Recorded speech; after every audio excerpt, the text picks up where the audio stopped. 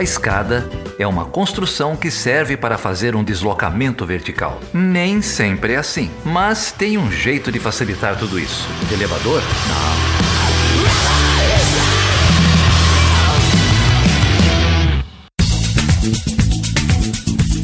Sejam bem-vindos e sejam bem-vindas a mais uma edição do Chutando a Escada, o seu podcast de política internacional e divulgação científica na área de relações internacionais. Geraldo aqui, e hoje a gente vai conversar com o Juliano Medeiros. Juliano é historiador e é presidente do PSOL. Ele veio conversar com a gente um pouco sobre a trajetória do partido, essas quase 2 décadas de atuação do PSOL, as transformações dentro do partido e na sociedade brasileira, e um pouco também sobre a conjuntura atual, sobre as mobilizações de oposição ao governo, sobre uma possível frente aí, coligação para as eleições do ano que vem, enfim, uma conversa cheia de muita reflexão e muita história sobre a trajetória dele e do partido, que sem dúvida é uma dos expoentes aí dessa nova esquerda no Brasil. Antes de passar para a conversa, eu queria agradecer enormemente aqui os apoiadores do Chutando a Escada e as pessoas que passaram a apoiar financeiramente o podcast nesse último mês de julho. Agradecer o Iago Ramos Machado, a Manuela Cardoso, a Joana Perrone, o Thiago Silva, o Murilo Fernandes, o Thiago Pereira e o Renan Ricieri. Muito obrigado, vocês estão todos convidados a fazer parte do nosso grupo dos apoiadores no WhatsApp, e o apoio financeiro é muito importante para a gente manter esse projeto de pé, manter esse projeto andando. Se você gosta do Chutando a Escada, se você quer apoiar a continuidade desse projeto, você pode entrar lá em chutandoaescada.com.br/apoio e participar de uma das nossas 3 campanhas de financiamento coletivo no Patreon, no PicPay ou no Catarse. Se você não pode apoiar financeiramente esse projeto, a gente sabe que está difícil para todo mundo, o apoio financeiro vem caindo, a gente tem percebido, mas você também pode ajudar compartilhando esse episódio, compartilhando o Chutando a Escada na sua rede social de preferência, ou entrando lá no Spotify, se inscrevendo para seguir o Chutando a Escada, dando um like no projeto, no Apple Podcast, onde quer aí que você ouça o Chutando a Escada. Se você puder compartilhar esse projeto, também ajuda a gente bastante. É isso aí, então vamos pro papo.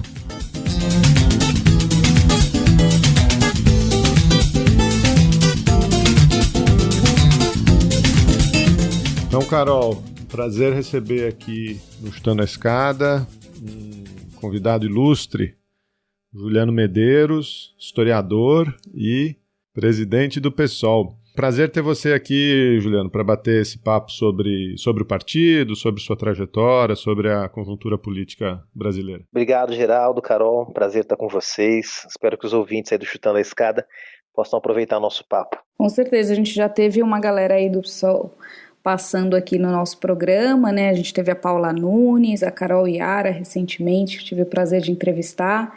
Então só tem gente boa nesse partido e vai ser uma honra discutir agora com você a conjuntura e também falar um pouco da sua trajetória, que é uma trajetória de luta aí entre movimentos sociais e agora na política partidária. Então, bem-vindo, Juliano. Prazer te receber. Juliano, a gente também sempre gosta de compor aqui, né, de ajudar os movimentos correlatos, parceiros.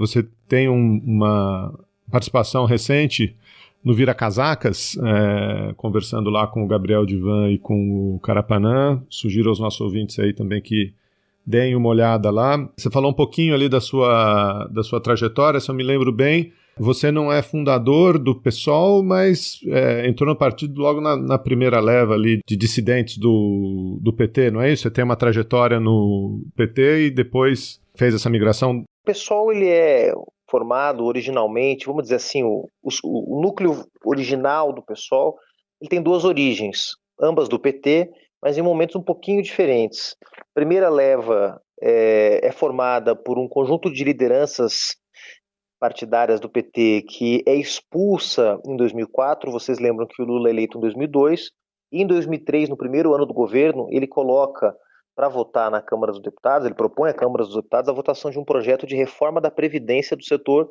público, dos servidores públicos, né? E há uma intensa mobilização dos servidores públicos, boa parte deles base social do próprio PT, sindicatos ligados à CUT, boa parte deles vinculados historicamente ao trabalho sindical do PT, e há aí uma pressão grande sobre a bancada do PT, e uma parte da bancada do PT decide votar contra a proposta enviada pelo Planalto. Essa parte da bancada era formada pela Luciana Genro, o João Fontes e o Babá, 3 deputados federais, e além de Heloísa Helena no Senado Federal. Esses parlamentares votam contra o projeto de reforma da Previdência. Há um outro grupo que se abstém, não vota a favor, mas também não vota contra. Esse grupo que vota contra acaba expulso do PT, né? E esse é o núcleo fundacional, digamos assim, do pessoal que decide criar um novo partido e que cai em campo para buscar as assinaturas. Um ano e pouco depois dessa expulsão, o debate no interior do PT sobre as contradições do governo Lula se aprofunda, né, porque havia uma série de contradições, e nesse processo de debates, no meio desse processo de debates, estoura o chamado mensalão, né, onde se revelam ali os bastidores das relações do PT com partidos de direita, pela composição da maioria do governo na Câmara, e também há o processo de disputa interno do PT, tem o processo de eleições diretas do PT. O grupo que eu fazia parte na época dentro do PT, isso em 2005, disputa a presidência do PT com o Plínio de Arruda Sampaio, saudoso Plínio de Arruda Sampaio, e obviamente, como é de conhecimento de todos, nós perdemos a eleição interna do PT, a militância do PT acaba reconduzindo o grupo do Lula para seguir na direção do PT, e nós então aí naquele momento a gente considerou que não tinha mais espaço para disputar dentro do PT as nossas ideias de uma esquerda radical, renovada, socialista. Então a gente sai do PT em 2005, um grupo grande, formado por uma série de deputados federais, estaduais. Entre os deputados federais estava o Ivan Valente, o Chico Alencar, a Maria José Maninha, do Distrito Federal, o Orlando Desconce, aqui de São Paulo, o João Alfredo, do Ceará. Então, um grupo de deputados federais até maior, né, do que o grupo inicial, grupo de deputados estaduais, lideranças como o próprio Plínio de Arruda Sampaio, o Marcelo Freixo, e eu que estava no movimento estudantil nessa época, acompanho essa segunda leva. Então, o primeiro PSOL dos primeiros anos ele é formado por essa primeira turma que é expulsa do PT e que toma a iniciativa de criar o partido, e essa segunda turma que sai do PT em 2005 e que muda um pouco a própria faceta do PSOL, porque era um grupo muito grande, né? O PSOL dobra de tamanho com a chegada dessa segunda leva. Eu sou oriundo dessa segunda leva de 2005, então já são aí quase 16 anos de PSOL, né? Em setembro vão fazer 16 anos de PSOL e mais 7 de PT antes disso. Então já vão aí 22 aninhos de militância partidária. Pela sua tenra idade, Juliana, acho que você tem mais tempo de militância do que de não militância, né? Se eu entendi direito. Com certeza, com certeza. Eu tenho mais tempo de vida militando na militância social partidária do que na vida sem militância, com certeza.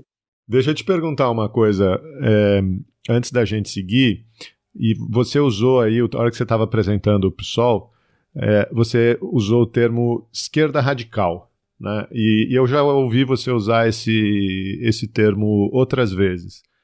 O que você considera como esquerda radical? Certamente o PSOL é uma esquerda diferente da esquerda majoritária, da esquerda que ficou no governo, né, durante os anos do PT. Mas por que esse termo radical? O que você quer dizer com isso? Eu acho que esse conceito, ele primeiro passou muito tempo sendo estigmatizado, né, Geraldo? Então, se associou a ideia de radicalidade, a ideia de intransigência, de extremismo. Agora mesmo nós vimos na campanha, por exemplo, aqui em São Paulo, de onde eu falo, a campanha do Guilherme Boulos, no segundo turno, quando ele foi para o segundo turno contra o então prefeito Bruno Covas, se tentou criar essa ideia, né, de um sujeito intransigente, de um sujeito extremista, e se trouxe novamente o termo radical, né?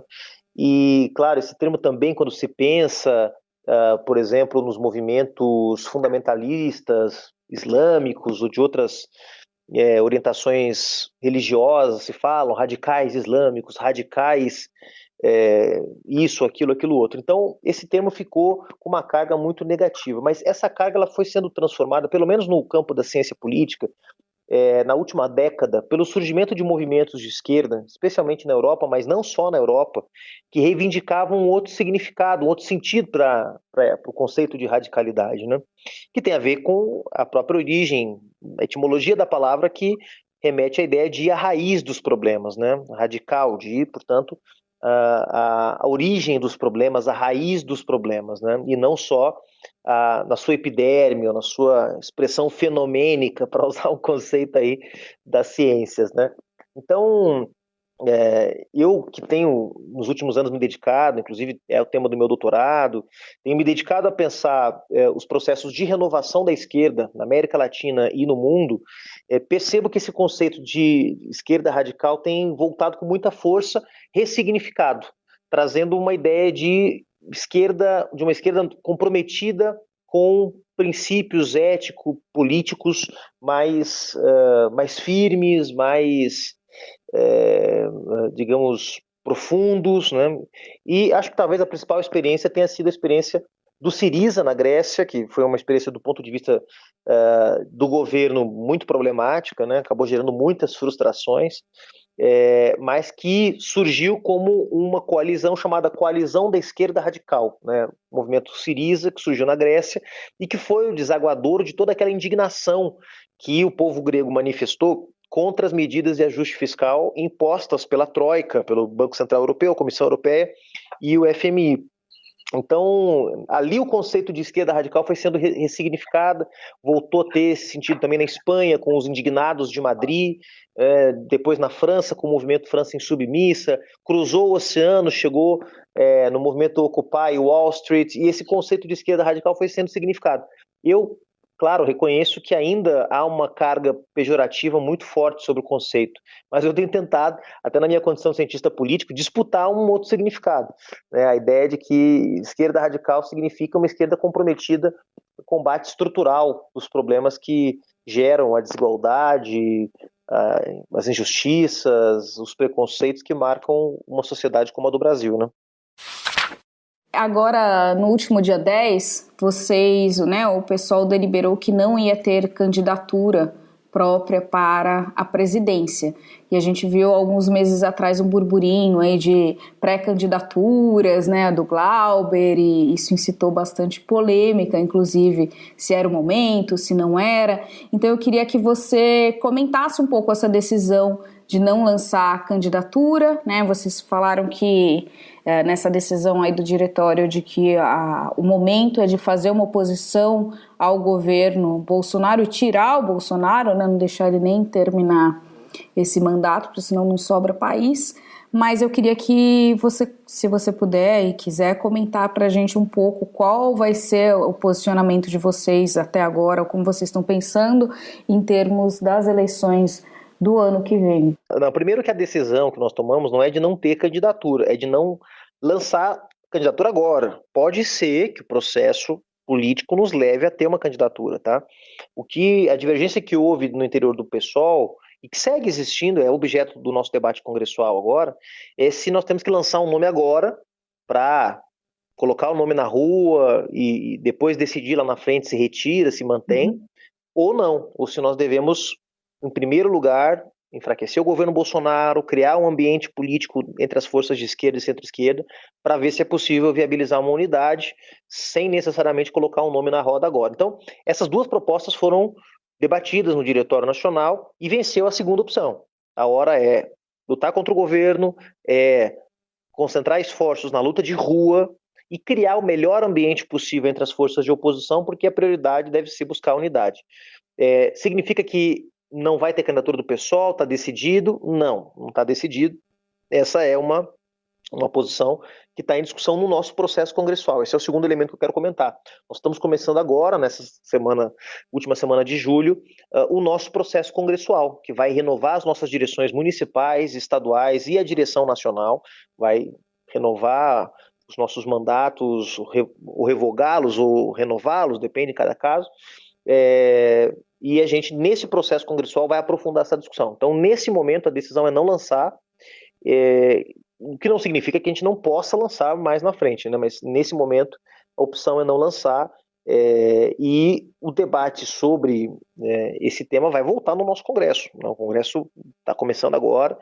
Durante o mês de agosto vão ser eleitos delegados para os congressos estaduais, que vão ser virtuais, depois o Congresso Nacional também um congresso virtual, e a gente vai, nesse processo de debates, aprofundar essa questão. Eu, pessoalmente, como militante, como filiado, defendo que a gente envie esforços, aprofunde os nossos esforços ao longo desse ano para tentar criar o melhor ambiente possível e tome essa decisão mais na frente. Se a gente toma essa decisão no primeiro semestre do ano que vem, acho que antecipar o debate eleitoral do jeito que está sendo feito não me parece oportuno agora, sabe? Acho que o nosso centro tem que ser mobilização de rua, unidade, pau no Bolsonaro, pensar um programa para tirar o Brasil da crise. Se a gente coloca os nomes agora no debate, eu acho que a gente coloca a carroça na frente dos bois. A pauta dos movimentos, das mobilizações nas ruas, eu queria te perguntar um pouco como isso tem sido concebido nos bastidores. Eu participei, fui em 3 ocasiões na Paulista e até comentei aqui, e essa foi a sensação de algumas pessoas em outros estados também, que a minha impressão, e aí, completamente a minha impressão, mas que há uma ausência de uma coordenação central, pelo menos durante o ato, Então, na Paulista, o que eu via eram vários carros de som, cada um do seu movimento, do seu partido, e que aquilo não produzia um fora Bolsonaro unissono, assim, não havia uma coalizão tão forte. Era um evento onde tinham várias vozes ali presentes e aí eu queria te perguntar um pouco como isso tem sido pensado e qual é a proposta para essas mobilizações, até quando a ideia de continuar com esses atos, se vocês avaliam que isso tem perdido fôlego ou não, e qual é a próxima estratégia para além de ir às ruas? Primeiro que essa definição sobre o formato ela é muito delicada, sabe, Carol? Porque se você cria uma dinâmica mais centralizada, digamos assim, você é criticado porque os movimentos não são espontâneos, estão na mão dos partidos e dos sindicatos, eles são verticais, não tem horizontalidade, não expressam a diversidade do movimento. Se você transforma o movimento, os atos, em processos mais horizontais, você é criticado porque não tem comando, porque não tem direção. Então é muito delicado achar esse ponto de equilíbrio, tá? A última manifestação que eu participei agora no último dia 24, eu acho que, pelo menos em São Paulo, estava num formato legal. Ele estava menos concentrado na coisa do carro de som, da liderança política que fala, óbvio que muitas lideranças falaram, mas foi uma quantidade bem menor.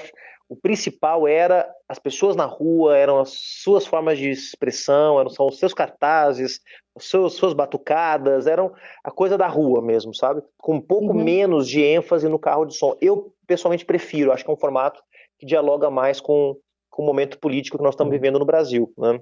Mas é isso, é uma linha tênue e quem tem feito, no caso de São Paulo, essa coordenação é a Frente Povo Sem Medo e a Frente Brasil Popular, que organizaram um comitê da campanha Fora Bolsonaro, né? Agora, cada cidade tem a sua cultura política, tem a sua tradição. Muita gente pergunta por que não fazem todos os atos sábado à tarde, por que não fazem, uns fazem de manhã e outros fazem à tarde, porque cada cidade tem a sua tradição, né? Tem a esquerda da cidade, do estado, tem a sua cultura política já, isso tem que ser respeitado, né? E isso também impacta os formatos. Por exemplo, o formato que a gente está acostumado aqui em São Paulo não é o que eu estava acostumado, por exemplo, lá em Porto Alegre, né? Ou em Brasília, onde eu morei vários anos. Então, cada lugar eu acho que tem essas características, né? E sobre o futuro, bom, eu sei que vai ter uma reunião essa semana de avaliação do movimento, né? Há uma preocupação que eu acho que é muito razoável, que é de não permitir que o movimento se esvazie. O movimento ele tem que estar sempre numa crescente, né? Imagina, você faz um ato com 80 mil, daqui a pouco faz com 50, daqui a pouco com 20, daqui a pouco com 5 você foi derrotado. Significa que o seu movimento foi derrotado.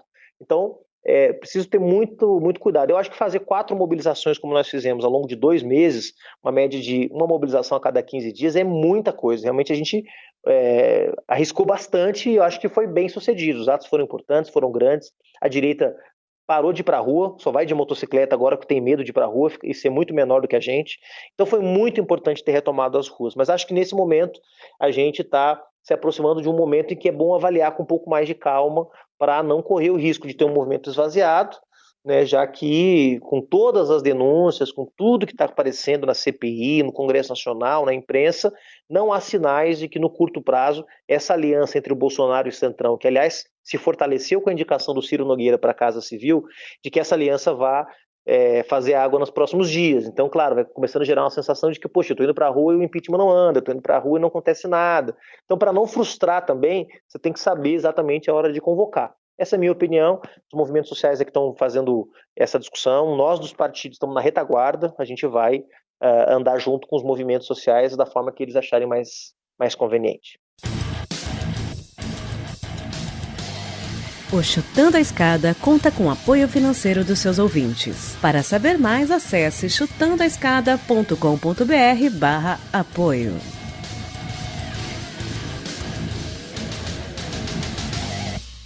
Eu queria explorar um pouco mais essa origem do PSOL.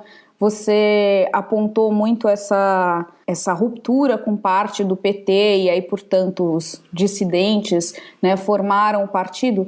Eu queria te perguntar com que outros partidos também, que outros partidos integraram e compuseram a criação do PSOL na sua origem.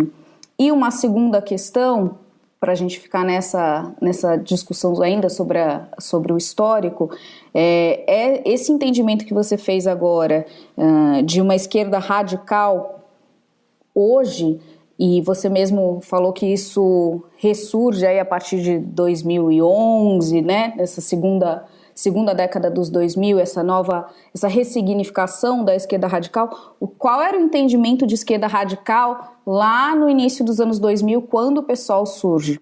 Bom, Carol, primeiro, além o PSOL é fundamentalmente formado por uma dissidência petista na sua origem, tá? Esse é o peso principal, sem dúvida nenhuma, o grosso da militância, das práticas políticas, das referências, são referências petistas, claro, da esquerda do PT, né? Então, no PT também sempre havia essa divisão, né, entre o chamado campo majoritário, com posições mais moderadas, mais adaptadas à ordem política, e uma esquerda mais referenciada no marxismo com as suas diferentes variações, leninismo, trotskismo, etc. e tal. Então, essa é a origem fundamental do PSOL. Mas há também uma dissidência do PSTU, então um grupo trotskista que vem do PSTU também para se somar ao PSOL. É engraçado que isso acontece agora, uma década depois, um novo grupo, uma nova leva de militantes do PSTU também vem para o PSOL, que hoje integram uma tendência interna chamada Resistência, e um grupo chamado Movimento Terra e Liberdade, MTL, que tinha uma vinculação nos anos 90 com o Partido Comunista Brasileiro, PCB, e que se tornou um movimento social, um movimento de camponeses, basicamente, mas também com alguma presença sindical. Então, o pessoal tem uma dissidência petista muito representativa, inclusive com peso parlamentar, social, uma dissidência bem menor do PSTU e esse movimento, acho que era Terra, Trabalho e Liberdade, o MTL, que depois se dilui no PSOL, parte dos seus militantes sai do partido, outra parte se integra a outros grupos que já existiam internamente, né? E a gente adota, inclusive por essa cultura política que é compartilhada da nossa experiência no PT, uma fórmula organizativa muito parecida. É o único partido do Brasil, junto com o PT, que tem direito de tendências. Então isso na origem do PSOL tinha um peso muito grande. O PT é um partido com tendências, mas ele é um partido que tem uma quantidade enorme de petistas, pessoas que são filiadas ao partido, mas que não tem necessariamente uma vinculação com algum grupo político organizado dentro do PT. No PSOL, nós não éramos um partido com tendências, mas nós éramos um partido de tendências, basicamente, as tendências que determinavam a dinâmica, o funcionamento do PSOL. Claro que hoje, à medida que o partido vai crescendo, esse peso das tendências vai diminuindo, felizmente, vai começando a existir um pessoalismo, né, que é uma corrente política na sociedade que expressa o desejo de uma esquerda renovada, né? E essa ideia de radical estava muito presente na esquerda do PT, porque quando esse grupo de deputados é expulso do PT em 2004, eles são chamados pejorativamente por uma parte da direção do PT de radicais. Os radicais do PT. Isso tem uma imensa cobertura na imprensa na época, Jornal Nacional, também a imprensa querendo desgastar o governo do PT, enfim, aproveitando aquela crise que havia no partido também para para promover um desgaste ali.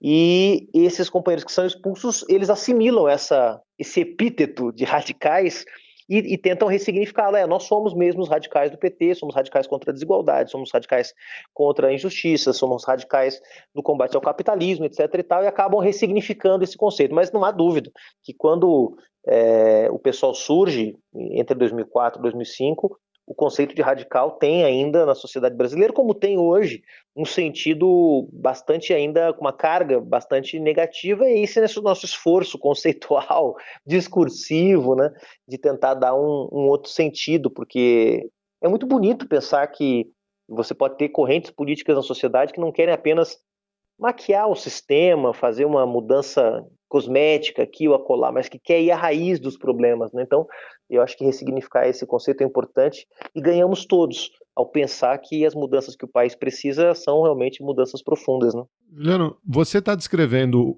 a origem do PSOL, e o PSOL hoje me parece que evoluiu muito, né? Falou 2005, né? 2004, 2005, nesse período todo. Mas para uma característica diferente, né? Talvez o que o eleitor comum, ou que o cidadão comum ouça do PSOL hoje é um partido muito vinculado, na minha impressão de maneira correta, a pautas identitárias, né? Não apenas, mas muito ligado a pautas identitárias, pautas de gênero, pautas de raça. Como que se deu, da sua visão de militante, de integrante, hoje de presidente, como se deu essa trajetória, essa conversa, essa abertura, né, dentro do próprio partido? Bom, Geraldo, primeiro que os partidos são um produto das condições históricas em que eles estão colocados, né? Então, por exemplo, quando o Partido Comunista surge nos anos 20, ele é uma grande inovação política, porque ele é o primeiro partido com um sentido marcadamente classista, né? Nós somos o partido da classe operária. Quando, por exemplo, o movimento trabalhista surge nos anos 30, ele também busca representar a crescente classe operária que estava nascendo nos centros urbanos do país e tentando dar um projeto para essa classe operária, né? Um projeto que não era o comunismo, mas que apresentava uma alternativa inspirada no trabalhismo britânico, por dentro do capitalismo, etc., né? Um projeto, podemos dizer, reformista, né? E quando o PT surge, ele é também uma grande inovação política, porque ele nasce reafirmando o compromisso com o socialismo, mas nasce crítico às experiências do socialismo que existiam. Portanto, ele é um lugar confortável para quem queria criticar o capitalismo, criticar o sistema político, criticar as desigualdades, mas que não queria se associar automaticamente a processos políticos e sociais que se desenvolveram em outros países e que tinham suas contradições, como toda revolução tem contradições, todo processo de construção de uma nova ordem política e social vai trazer contradições, dificuldades, erros, acertos. Assim caminha a humanidade, eu diria, aquele compositor. O PSOL, ele surge, na sua origem, portanto, muito como quase um partido de resistência. Ele é um partido que surge para resistir àquela onda que estava avassaladora na esquerda brasileira, dizer o seguinte: nós vamos fazer as transformações do Brasil por dentro do sistema político, por dentro do governo, ou seja, é o governo que fará as mudanças e não o povo organizado, através dos movimentos, através da pressão política, através das reformas estruturais. Nós vamos governar o Brasil e vamos melhorando o Brasil pelo governo. Nós dizemos o seguinte: olha, a gente acha que os governos são importantes, mas não do jeito que vocês estão fazendo. Então a gente passa quase uma década resistindo e dizendo não é por aí, não é por aí, não é por aí. Quando acaba essa experiência, quando essa experiência é interrompida pelo golpe parlamentar contra a Dilma em 2016, e todos nós vamos para a oposição, o PT, o PSOL, o PCdoB, o PDT, todos os partidos que faziam parte do governo vão ser oposição ao Temer, parece que a esquerda olha para o pessoal de outro jeito. Eu digo não a esquerda partidária, a esquerda social, as pessoas que são de esquerda, que são progressistas e tal, olham para o pessoal e dizem: opa, como é que eu não tinha reparado nesse partido antes? Olha que interessante, um partido que defende aquelas coisas que o PT defendia na origem, né, um partido que é ético, um partido que tem muitos jovens, um partido que está conectado com processos de resistência em outros países, que são os processos mais avançados, mais modernos, mais contemporâneos, uma esquerda renovada, arejada. Olha que interessante. E o pessoal começa a crescer. Na eleição de 2016, a gente elege um monte de gente nas capitais, começa a ter uma interação crescente com diferentes movimentos. E acho que esses movimentos, que eu, no geral, não gosto de chamar de identitários, porque resume, a gente meio que diminui, embora claro que o tema da afirmação das identidades é muito importante, mas diminui lutas que são estruturais apenas ao tema da afirmação das identidades. Nem as minhas companheiras marxistas do PSOL vão aprovar esse tipo de conceito, nem os meus companheiros marxistas negros que militam comigo no PSOL, porque eles compreendem a luta contra essas opressões como lutas estruturais, porque o capitalismo brasileiro está estruturado de modo a reproduzir o machismo, de modo a reproduzir a LGBTQIA mais fobia, de modo a reproduzir o racismo. Então, o que a gente tentou compreender é que essas lutas não são, portanto, lutas pela afirmação da identidade negra ou da afirmação da identidade das mulheres que ficam numa gavetinha que você puxa de vez em quando para dar uma cor no teu projeto, para dar um brilho diferente no teu projeto. Não, que essas lutas tinham que ser realmente incorporadas como estruturais. E como a gente não estava no governo, amarrado pelas vamos dizer, pelas razões de Estado que limitam muitas vezes os projetos políticos da esquerda no Brasil, eu acho que muita gente, veja, não foi uma decisão do PSOL, tá? Foi uma decisão desses movimentos que nos escolheram como seu espaço de organização política. Então, um monte de militantes feministas entraram no PSOL nos últimos anos e disseram, porque este partido é um partido que tem potencial para nos representar. Um monte de militantes do movimento negro entrou no PSOL e disse, é por esse partido que eu vou concorrer, porque ele tem condições de compreender a luta contra o racismo como uma luta estrutural. Hoje todo mundo fala de racismo estrutural. Hoje está na boca do William Bonner no Jornal Nacional. Mas 5, 6 anos atrás, a gente era estigmatizado porque não falava só de emprego e só de infraestrutura e só de Petrobras. A gente também falava de feminismo, falava de antirracismo. E por isso muitas vezes era chamada de esquerda cirandeira, de esquerda identitária, de forma pejorativa, né? Então eu acho que não foi uma decisão nossa, foi uma decisão desses movimentos que viram no PSOL um partido que podia acolher as suas agendas políticas, né? Então acabou rolando uma espécie de casamento, né? E veja como é interessante isso, Geraldo. O próprio eleitor faz as suas opções. Hoje nós temos uma bancada na Câmara dos Deputados, do PSOL, que é majoritariamente composta de mulheres. É a única bancada que tem mais mulheres do que homens. Era meio a meio, né? 5 mulheres, 5 homens. Aí com a saída do Marcelo Freixo, são 5 mulheres e 4 homens. Não foi a direção do partido que decidiu que ia eleger uma bancada paritária, foi o eleitor do PSOL que decidiu isso, escolhendo mulheres, escolhendo negras, escolhendo LGBTs, uma bancada com vários LGBTs. Então eu acho que de alguma forma esse processo aconteceu menos por decisão nossa e mais porque o pessoal estava no lugar certo, na hora certa, para poder acolher essas lutas que ganharam tanta força nos últimos anos. Você começou dizendo que os partidos são fruto da sociedade, do momento histórico, né? E terminou falando da eleição, da opção, né? dos membros e dos eleitores. Mas tem partidos e tem facções e tem grupos que resistem, né, Juliano? Às vezes eu acho que você está até dando pouco crédito ao PSOL ou às lideranças que estavam originalmente ali, porque a gente tem lideranças em muitos outros partidos que não têm essa abertura para acolher essa mudança na sociedade, esses novos ares, essas novas pautas, né? Com certeza, com certeza. Eu vou te falar mais, eu acho que ainda, majoritariamente, nos partidos ainda há uma dificuldade. Talvez com exceção do PSOL, mais um ou outro, mas ainda há partidos com muita dificuldade, e lideranças políticas importantes com dificuldade de compreender a centralidade que essas lutas têm. Mas acho que está todo mundo também compreendendo aos poucos o impacto que essas mudanças estão trazendo para a nossa sociedade, sabe? Então, claro, o pessoal estava aberto também, né? Sem dúvida nenhuma. Por exemplo, quando a gente decide que vai ser o primeiro partido no Brasil a ter políticas de financiamento para usar o fundo eleitoral, para financiar candidaturas de mulheres recebendo mais dinheiro que homens, negros recebendo mais dinheiro que brancos, LGBTs recebendo mais dinheiro que pessoas não LGBTs. Quando a gente decide isso, nós não estamos decidindo apenas porque há uma pressão do movimento feminista dentro do PSOL ou do movimento negro. Eles também pressionam, e é bom que pressionem, né? Mas não é só por isso, é também por uma compreensão de que esse é o nosso lugar também. Também é o nosso lugar promover aquilo que o nome do PSOL diz na sua origem, quer dizer, a luta pelo socialismo, que é a luta por emprego, que é a luta por soberania nacional, que é a luta por democracia, com a liberdade, que é os direitos humanos, que são os direitos das mulheres, que são os direitos dos negros e negras, LGBTs, indígenas, ou seja, direito de viver, direito de desfrutar da vida, não só no plano econômico, mas também no plano cultural, naquelas dimensões que alguns cientistas políticos chamam de dimensão imaterial da vida, né? Questões que não são propriamente o dinheiro no bolso ou na conta bancária no final do mês, mas é o direito de desfrutar da cultura, do lazer, de desfrutar seus cultos religiosos em paz, né?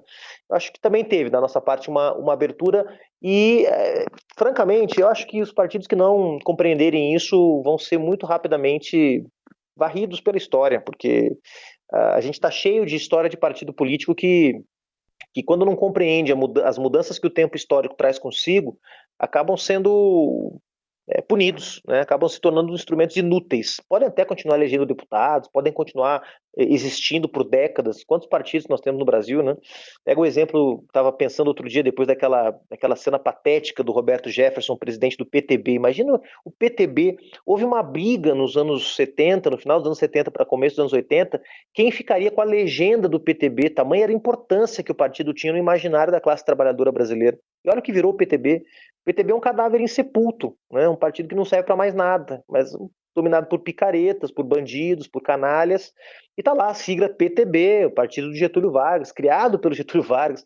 Então, a história é implacável. Os partidos que não conseguem compreender a mudança do tempo histórico, invariavelmente acabam sendo punidos e sendo jogados, varridos para a lata do lixo da história. Ainda sobre o quanto, né, você mencionou que essas transformações e a formação da identidade do que é o PSOL hoje tem muito a ver com o reflexo das próprias mudanças da sociedade, das demandas da sociedade, essa percepção de vocês da necessidade de acolher isso. Mas também é interessante observar que surge como um partido de dissidentes do PT num período de governos do PT. Então, assim, era uma oposição que ainda conseguia dialogar com o governo, e hoje vocês estão numa situação completamente contrária, né? Já, aliás, desde pelo menos 2016. Então, eu queria te pedir para desenhar essa mesma trajetória em termos de agenda, de pauta, de prioridades do partido e como o partido se moldou a refletir essas mudanças do contexto institucional e de quem estava no governo, né, que permitia um diálogo e havia uma certa compatibilidade de agendas, de interesses, de propostas e às vezes até de estratégia anteriormente, que agora vocês fazem uma oposição completamente extrema e necessária a esse desgoverno. Né? É muito interessante essa pergunta, Carol. Claro, daria uma tese de doutorado, né? Alguém pode, inclusive, se animar aí a ver como que a conjuntura política foi impactando a tática do PSOL em cada momento. Mas eu diria que na primeira década do PSOL, que é essa década marcada pela resistência do PSOL a essa avassaladora tendência reformista que se instalou na sociedade brasileira, na esquerda brasileira, melhor dizendo, eu diria que o centro da nossa divergência com o projeto dos partidos de esquerda e centro-esquerda que estavam no governo tinha a ver exatamente, primeiro, com o tema das alianças políticas, né? Nós considerávamos que para fazer avançar uma agenda de mudanças estruturais no país, a tática correta não era fazer alianças com os partidos conservadores, porque esses partidos sempre interditariam uma agenda de mudanças mais profundas, permitiriam uma agenda de reformas mais frágeis, ou como diria o André Singer, grande intelectual, sociólogo petista, um reformismo fraco, né? É isso que a elite brasileira permitiria e os partidos da velha direita permitiriam, dentro dessa grande concertação que foi feita nos governos petistas. Então nós tínhamos uma divergência primeiro da tática, né, por onde você faz a mudança. A opção dos companheiros era fazer em aliança com partidos conservadores como o MDB, o PP, o PL e outros que foram criados quase que exclusivamente para dar maioria ao governo no Congresso Nacional. E em relação à agenda, porque a agenda ela tinha avanços nas políticas sociais, tá? Por exemplo, expansão das universidades públicas, programa Minha Casa Minha Vida, programa Mais Médicos, políticas que tinham como sentido redistribuir pelo menos uma parte do fundo público entre os mais pobres, né? Embora, claro que isso com muitas contradições. Você ouve, por exemplo, os movimentos sociais ligados à questão habitacional, eles vão ter muitas críticas ao Minha Casa Minha Vida, por exemplo. Eu, que era militante estudantil na época que o Reúne foi criado, eu tinha muitas críticas e acho que o programa tinha problemas em relação à metodologia que foi usada para a expansão das universidades públicas. Então, nossa agenda, nossa divergência não era tanto em relação às políticas sociais, era em relação à tática geral, que era essa concertação com os partidos de direita. A gente falava, isso vai dar problema. No momento em que o ganha-ganha acabar, e em algum momento esse ganha-ganha vai acabar, vai dar problema. E deu problema, né? Todo mundo sabe como é que essa história terminou em golpe, em 2016. Mas a nossa principal crítica era a agenda econômica, porque aquelas medidas que foram construídas pelo neoliberalismo ao longo dos anos 90 para, digamos, constranger o Estado brasileiro, impedi-lo de agir para combater as desigualdades, como, por exemplo, as metas de inflação, superávit primário, política de câmbio flutuante, medidas que foram criadas pelos neoliberais nos anos 90, foram mantidas intactas pelos governos petistas e mais, foram muitas vezes utilizadas pelos presidentes de Banco Central, um deles o Henrique Meirelles, dispensa apresentações, um tucano, ex-presidente do Banco de Boston. Então, foram usadas muitas vezes para justificar cortes e opções muito questionáveis. Essa era a nossa agenda, fundamentalmente era uma divergência econômica, né, de agenda econômica, e uma divergência de tática política para promover as mudanças que a gente considerava necessárias. Quando acaba o governo do PT e vem o governo Temer faz aquilo que a Naomi Klein chama de choque de capitalismo, né, a doutrina do choque. Ele diz o seguinte, olha, vamos aproveitar que a gente tem o controle total do Congresso Nacional, controle total do Executivo, então dos 3 poderes a gente controla 2, sendo que o Judiciário está inerte diante das coisas que estão sendo feitas do impeachment da Dilma, etc. Então, vamos avançar para dar esse choque de um outro tipo de reformismo, não é o reformismo ao qual o André Sincha se refere, mas um reformismo neoliberal, né? Ou seja, promover reformas que, na verdade, destroem as conquistas sociais de 88.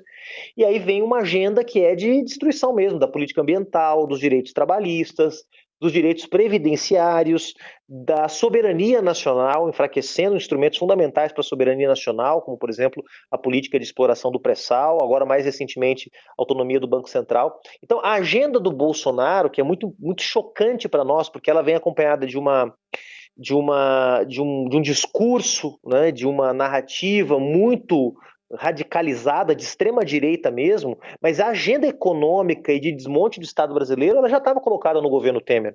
Então, ali não se tratava mais, a partir de 2016, de fazer oposição só a um aspecto da política do governo Temer, ou a outro aspecto, aqui ou acolá, mas de fazer uma oposição sistemática a tudo que o governo Temer pudesse fazer, porque tudo que ele fizesse teria como propósito destruir as conquistas sociais que estão consolidadas, algumas delas de forma muito limitada, inclusive, na Constituição de 88. Então, a partir dali, a gente não suprime as nossas diferenças com os outros partidos de esquerda, não coloca elas debaixo do tapete, elas seguem existindo, é normal que existam, vão continuar existindo, mas a gente diz, olha, agora é hora de fazer uma frente com os demais partidos para tentar deter a ofensiva desse ultraliberalismo que se instalou no país contra os direitos sociais. E tem sido isso que a gente tem feito desde então. Agora, que o presidente da República atual, Bolsonaro, nos escolha como, digamos, símbolo da sua cruzada contra as esquerdas, às vezes até mais do que o PT, a falar a verdade, muito nos honra. E expressa também o reconhecimento de que nós somos uma ameaça. Por quê? Porque nós estamos conectados com o que há de mais avançado hoje no Brasil e no mundo, em termos de luta pelos direitos, em termos de disputa do fundo público, em termos de combate às desigualdades.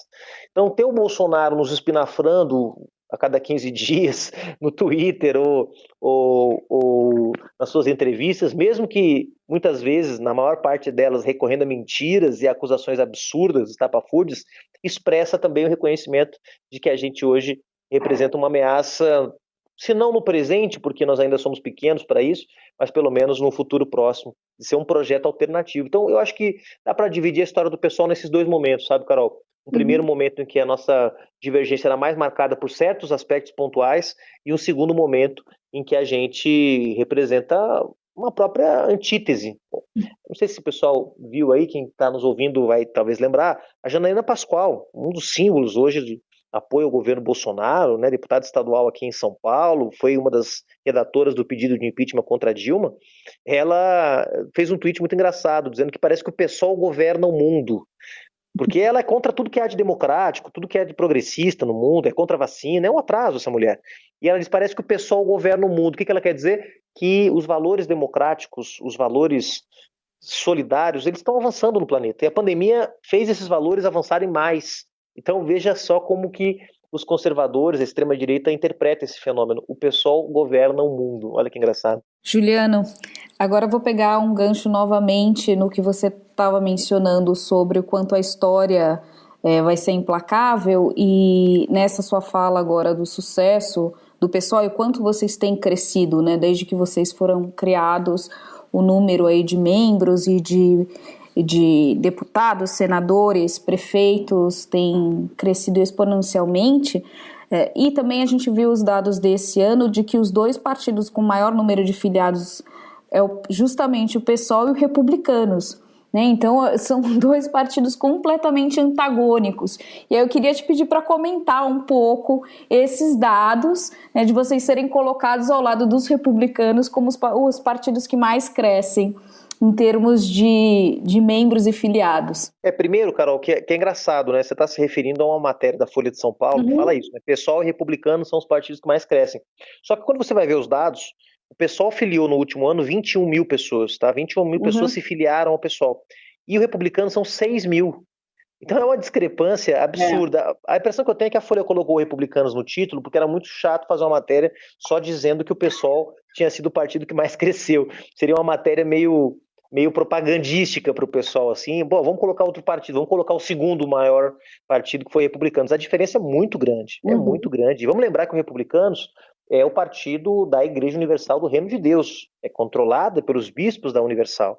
Então é um partido que tem mantido uma dinâmica de crescimento constante há vários anos, tem sido um dos partidos que mais cresce há vários anos.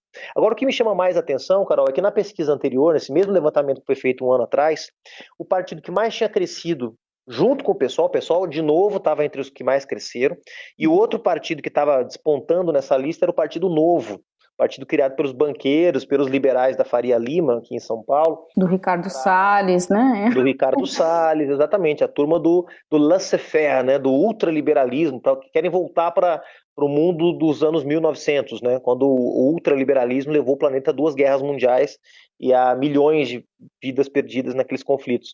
Essa turma apareceu, despontou como uma coisa nova, né? Vejam como há uma demanda por inovação política no Brasil. Não há, assim, claro, há um cansaço enorme da sociedade, de diferentes setores sociais com a política, há uma crise política sem precedentes no Brasil, uma crise que não se resolve tão cedo. E nesse processo de crise política, que aliás não é só do Brasil, é uma crise mundial, é uma crise da democracia liberal como forma de organização do poder, em todos os países que podem se dizer democracias liberais, essa crise está presente, não é um fenômeno brasileiro, é um fenômeno que tem muita gente estudando, analisando, aliás, interessantíssimo de analisar. E no caso do Brasil, o PSOL, que é um crítico dessa democracia, digamos, é um partido que reivindica uma democracia real, uma democracia profunda, uma democracia social, não só política, e o Novo, que também, por outro caminho completamente diferente, se coloca como crítico do sistema político, porque é um sistema de privilégios, porque é um sistema que não privilegia a meritocracia, porque é um sistema que tinha que ser um sistema concorrencial, puro, como pensou lá o Hayek ou Schumpeter, esses ideólogos da democracia neoliberal, né? Engraçado que no levantamento anterior era o PSOL e o Novo que estavam aparecendo, expressando um pouco essa demanda por renovação da política brasileira, né? Um partido de direita, bastante de direita, e outro partido de esquerda, bastante de esquerda. Só que o projeto do Novo é muito incoerente, porque quando eles chegam no Congresso Nacional, eles abandonam tudo que defenderam e começam a, enfim, votar com o governo Bolsonaro. Foi um dos partidos que foi o segundo partido no Brasil que mais votou com o governo Bolsonaro. Segundo o levantamento também da Folha de São Paulo, é o segundo partido mais governista do país. Veja como é que um partido que se diz parte da renovação da direita brasileira vai votar com Jair Bolsonaro 90 e poucos % dos temas, entende? Um escândalo. Então, eles também acabaram sofrendo com essa sua contradição e despencaram aí no ranking dos partidos que mais cresciam no Brasil, embora a gente continue firme. Tenho duas perguntas aqui. Normalmente eu não faço muito isso, mas eu vou fazer duas. E aí você escolhe qual você quer responder, porque elas vão para caminhos completamente diferentes. Pela sua risadinha, eu acho que você perguntas um pouco mais picantes agora, hein? Não. Uma é seguindo nessa linha, você estava falando de renovação, de sociedade, e eu ia te perguntar sobre a sua pesquisa, né? A gente é majoritariamente um podcast de divulgação científica, você tem uma tese de doutorado em que você investiga movimentos sociais, né? Ou novas esquerdas, enfim, você dá ali uma terminologia própria desses novos movimentos de esquerda. Acho que no Brasil você olhou o MTST, tem um movimento no México, é isso? Me ajuda aqui, que eu li o resumo. Isso, e Chile, são os México 3 países Chile. que eu analiso. Então, para você botar um pouco, assim, se você quiser comentar um pouco essa chave aí da sua pesquisa, o que você achou de comum nesses movimentos, né? A outra coisa que eu tô curioso, cara, como é que foi essa trajetória de militante a presidente do partido? Como é que foi isso? Como é que você pensou em concorrer a cargo eletivo? Teve experiência, não teve? Uma pergunta um pouco mais pessoal, porque também não é uma trajetória trivial, né? Eu vou começar pela segunda, Geraldo, porque muita gente pergunta isso, né? Em geral, claro, as pessoas não conhecem muito como é que funciona a vida nos partidos, e é verdade, cada partido tem a sua dinâmica também interna, né? No caso do PSOL, o PSOL é um partido muito democrático. Aliás, só um partido muito democrático possibilitaria um dirigente como eu, ainda jovem, se comparado com a média dos presidentes de partidos do país, chegar à presidência. Eu estou agora vou fazer 38 esse ano, estou com 37, cheguei à presidência do PSOL com 34 anos. Era o presidente mais jovem de partido naquele momento e, puxa vida, nesse período que eu estou na presidência do PSOL, passei por cada coisa que vocês nem imaginam. Assim, 3 meses depois de tomar posse na presidência, teve o assassinato da Marielle, por exemplo. 1 mês depois, teve a prisão do Lula. Logo depois, o pessoal teve que decidir se fazia ou não uma aliança com os movimentos sociais para lançar o Guilherme Boulos e a Sônia Guajajara à presidência da República. Depois coordenei a campanha do Boulos, fui coordenador geral da campanha. Depois, segundo turno, campanha do Haddad, fui para a coordenação da campanha do Haddad. Depois, 2019, organiza a oposição contra o Bolsonaro, junta todo mundo, aquela super divisão na esquerda. Então, assim, foi uma presidência muito intensa, né? Depois pandemia, tudo que vocês já sabem. E no meu caso é o seguinte, pessoal, eu venho do movimento estudantil, né? Que é uma escola, claro, a gente aprende muita coisa no movimento estudantil. Depois que eu saí da universidade, eu fui colaborar com os nossos mandatos em Brasília. Eu sou do Rio Grande do Sul, né? Fui para Brasília colaborar com os mandatos do PSOL lá. Primeiro eu trabalhei no mandato de um senador nosso, Dado Pará, José Neri. Depois fui para o mandato do Ivan Valente, um grande amigo, companheiro.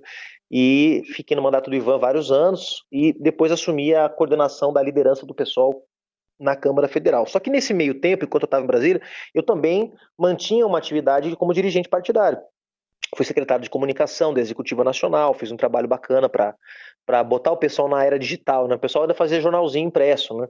E a gente precisava colocar o pessoal. Eu peguei o pessoal com 12 mil seguidores no Facebook, quando acabou meu mandato tinha 200 mil. Então, reposicionar o pessoal nas redes, contratamos uma equipe. O pessoal não tinha um jornalista, pra vocês terem uma ideia. Era muito artesanal o jeito de fazer as coisas quando eu assumi a Secretaria de Comunicação. Depois fui indicado pelo meu grupo político no PSOL para assumir a presidência da Fundação Lauro Campos, que é a nossa fundação de estudos e pesquisas. Hoje se chama Fundação Lauro Campos Marielle Franco. E a gente também teve um trabalho super interessante. A gente trouxe a Fundação do Rio de Janeiro para São Paulo, alugou um espaço, uma casa, uma sede, fez um auditório, um estúdio, uma biblioteca, publicou vários livros, retomou a revista do partido que estava desativada há vários anos. Então, acho que ter assumido essas tarefas e colocado coisas para andar, né, numa dinâmica de trabalho que por muitos anos foi muito artesanal, muito feita muito de forma precária, até eu diria algumas vezes, até por conta das restrições materiais mesmo. O pessoal era um partido pequeno, tinha pouco fundo partidário, depois o partido foi crescendo, também isso me ajudou, né, a mostrar trabalho. Mas acho que é isso. Teve também um momento, acho que isso, claro, aspectos que eu estou destacando que são aspectos mais internos, da dinâmica interna do pessoal. Se você é um bom dirigente político, você acaba sendo cotado para tarefas mais importantes, né? Mas acho que teve um aspecto também que é um aspecto político, que é um momento em que o pessoal estava em condições de ser mais ousado, de ter um jovem na presidência, né? Isso talvez não fosse possível antes. Hoje seria uma coisa absolutamente natural. Hoje a nossa bancada na Câmara Federal, por exemplo, a maior parte delas são meus contemporâneos. Tem gente mais jovem do que eu na bancada. Tem deputado de 20 e poucos anos na bancada federal, né? Eu já sou até um veterano perto deles. Mas a nossa geração, entre 30 e 40 anos, hoje é a geração que tem assumido muitas responsabilidades no pessoal. Guilherme Boulos com 39 anos, eu com 38, a nossa líder Thalíria com 36, né? Boa parte da bancada com essa faixa etária. É claro que nós temos uma Luiz Erundina, um Ivan Valente, um Chico Alencar, né, que são lideranças extraordinárias, que nos inspiram, né, que nos ajudam a errar menos, né? Sem eles a gente erraria muito mais, faria muito mais besteira, não há dúvida. Mas é uma geração que está chegando, que estava lá na origem do PSOL, que quando o PSOL surgiu éramos todos jovenzinhos de 20 e poucos anos no movimento estudantil, e que foi chegando, foi assumindo responsabilidades, porque o partido era pequeno, então não tinha tantos dirigentes assim para assumir as tarefas de direção. A gente foi assumindo, foi colocando a cara. A maior parte da executiva nacional é formada por pessoas dessa faixa etária. Então, realmente, é um partido que é jovem, não só nas ideias, que as ideias nem são tão jovens às vezes são ideias muito antigas que a gente defende, mas ele é um partido que traz também essa renovação de ideias, vamos dizer assim, renovação de práticas, renovação de discursos, de narrativas e também de rostos, né? Eu acho que eu sou parte também desse processo de renovação. E aí, para poder fazer o gancho aí, Geraldo, com a outra questão, daí o meu interesse de estudar a nova esquerda, né? Eu estava digamos,